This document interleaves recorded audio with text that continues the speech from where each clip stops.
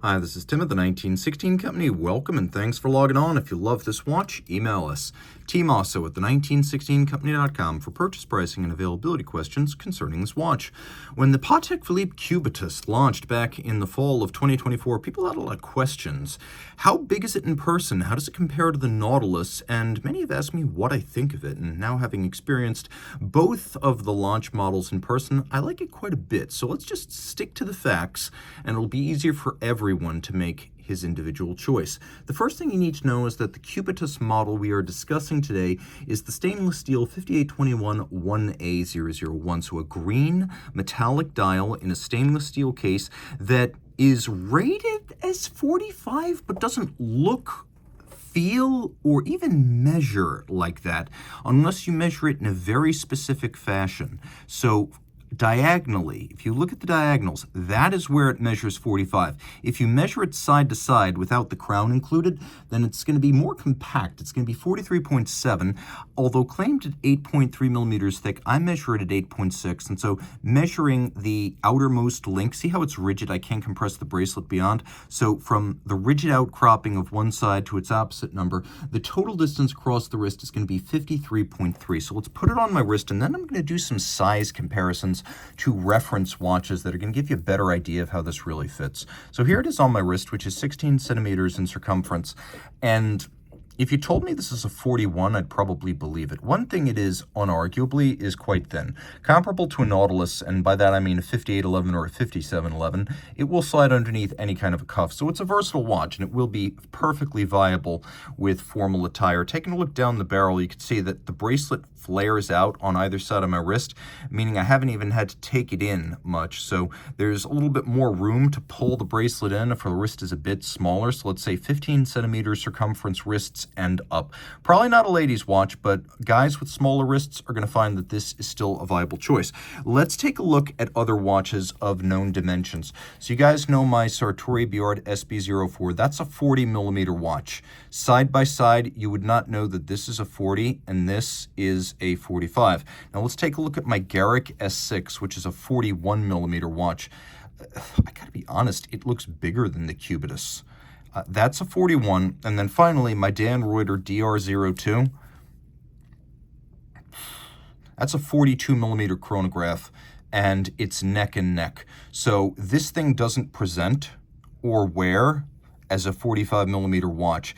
It is nothing like the 40th anniversary Nautilus chronograph, which came to mind when the initial size was announced at 45. This is nothing like that. And I would say it's one of the few integrated bracelet watches that wears maybe smaller than its rated size rather than the other way around. The bracelet's of high quality. It's very similar to the Nautilus, although of course the dimensions and proportions are those for the Cubitus case.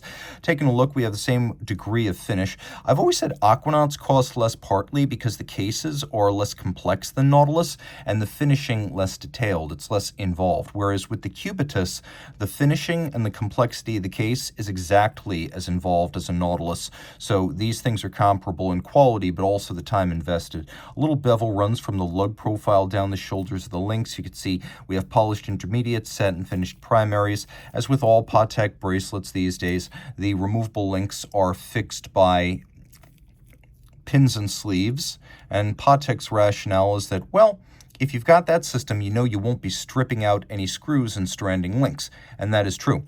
You could see that these links are not all of the same size, so you have some intermediate sized links in here that allow you to fine-tune the fit. And then you have another feature that's been rolled out on the latest Nautilus models. You have a little micro adjustment that is a push-button slide activated mechanism, and that's on both sides. So there's one of these on each side.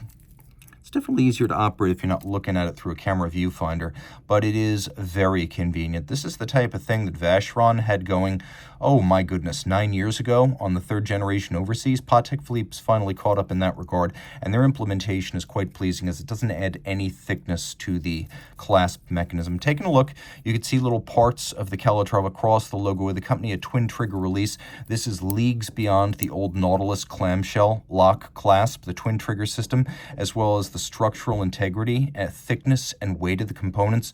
It's very impressive. This, as a Cubitus or a Nautilus clasp, is a big upgrade from what came before.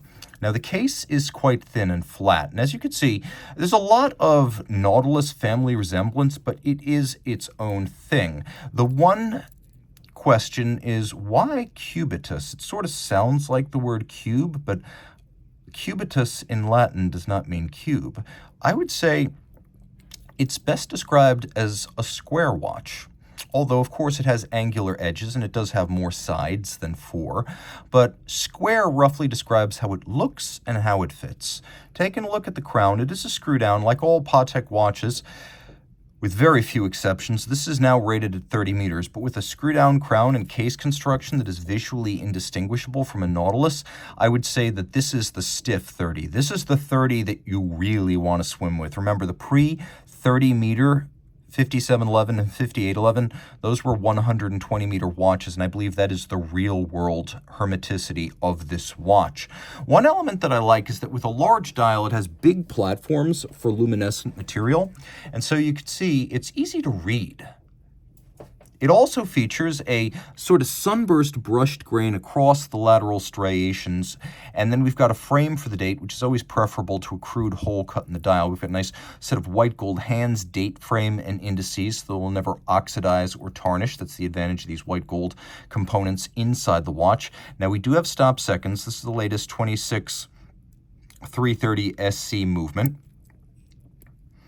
which was introduced on the Nautilus back in 2019. We have also got a quick set function right there. And there's not a whole lot to see on the back of the watch, but you can see that one distinction setting the Cubitus apart from others with this movement is that there's a unique rotor at center. We have a combination of striations, the Calatrava cross, and then engine turning at the center, and you can see how there is a sort of sunburst, or maybe you could even call it a snailing, that runs across in conflict with the lateral striations. You can also see the edge has been nicely beveled, so we've got a sunburst or colomaçonnage or snailing across the structures. We have a drill inscribed Calatrava cross. The movement is more obviously hand-finished than the rotor, as the bevels have a nice final pass with a mirrored polish, engine-turned perlage on the base plate. We have satination on the wheels. We have that snailing on the barrel cover. We have beveling not just on the edges of the bridges, but in all of the jewel sinks. Screw heads polished with slots and circumference beveled. Unidirectional winding ceramic bearings, 45-hour power reserve, 4 hertz beat rate, silicon Spiromax hairspring. This is the latest version of the Spiromax, which in addition to being very resistant to magnetism and temperature change, also has a profile created with deep reactive ion etching that, though it is a flat hairspring, it is able to breathe concentrically like an overcoil while being flat like flat hairspring. Gyromax free-sprung balanced structure for precise adjustment in 6 positions and also greater shock resistance.